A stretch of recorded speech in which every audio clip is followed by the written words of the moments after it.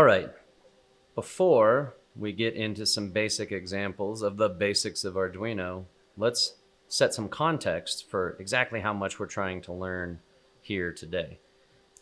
Essentially, when we're talking about input and output with an Arduino, those are its two main functions, and it has two forms of doing either of those things. One is digital and one is analog. So the very simplest version of how I like to explain what Arduinos are doing. And again, this is very simple. There are other things that they can and will do, and we'll look at those. But again, just setting some context for the day.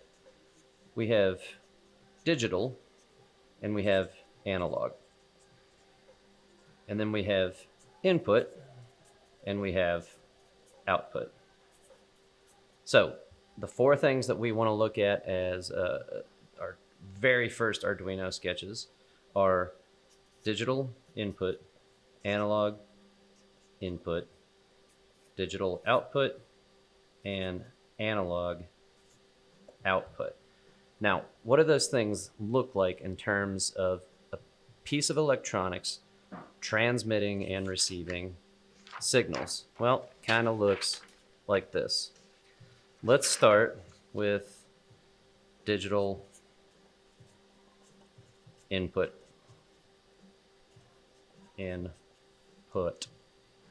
So if we were to graph the explanation of the electrical signal being passed around inside an Arduino, we could think of it like this. First of all, this is all happening on the clock over time.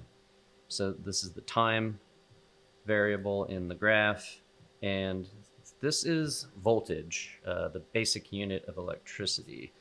So anytime we're processing a signal, what we're moving around is a voltage.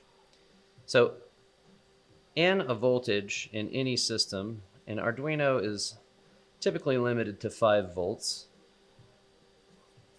5 volts is going to be at the top of this graph. 0 volts is going to be down here.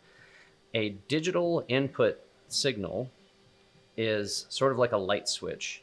As the timer starts, if it's on, it is all the way on. If it's off, it's all the way off. On, off, and so on. And of course, we can change the period or amount of time that each on and off happens. Now, to use some Arduino language, we might refer to this as high.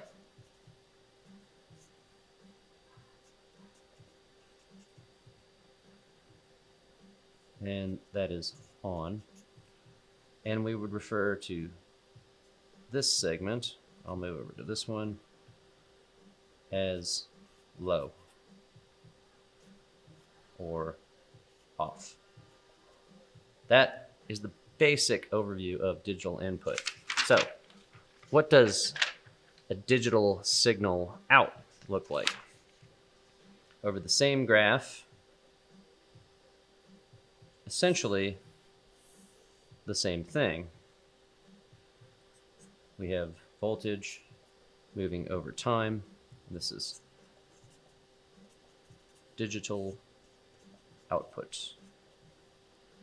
Same stuff. It's either outputting completely on or completely off. But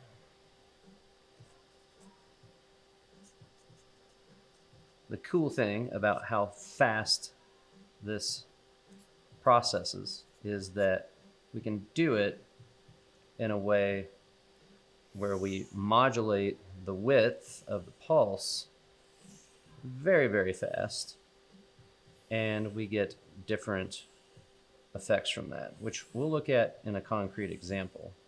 But they can be even more brief, extremely brief, and the effects are what we call pulse width modulation. We're changing the pulse width. I should rather refer to them on the high side. the width of each of those on segments gets changed. That's PWM. The pins on your Arduino, again, will be identified as pulse width modulation pins when they have this little tilde next to them. For instance, pins 11 and 10 right here. Okay, that's digital output and a quick explanation of pulse width modulation. So let's move to the next quadrant, analog signals in.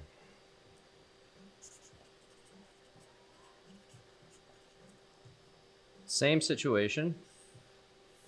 We've got a voltage moving through time.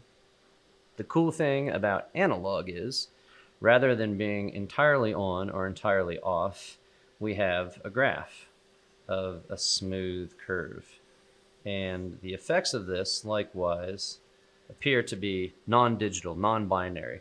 They're neither completely on or completely off, unless we completely engage or disengage an analog input of some sort. Now, the values that you'll see here in Arduino, to use a little bit more Arduino language, are 10, 23 on the high end, and 0 on the low end.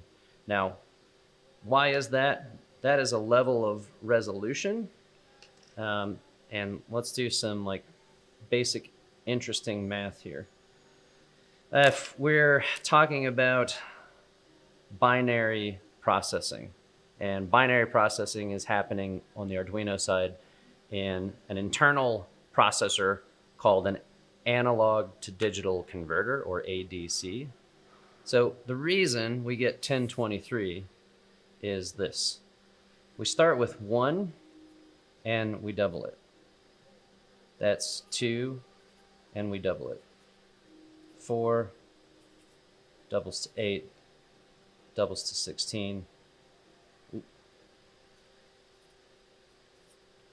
doubles to 32, 64, 128,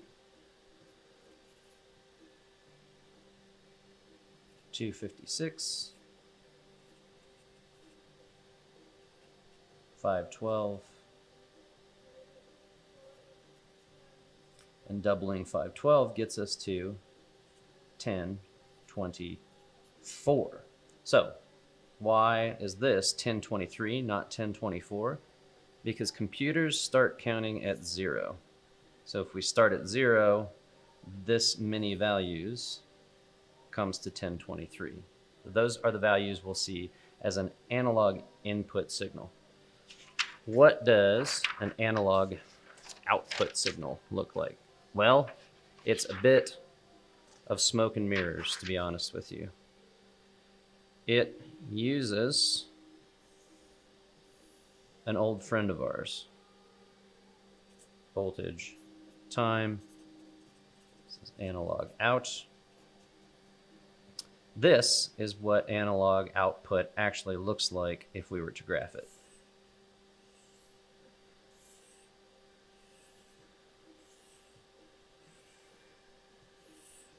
Or perhaps,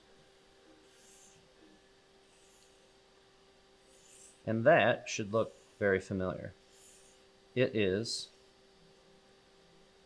either completely on or completely off, because what it is doing, it is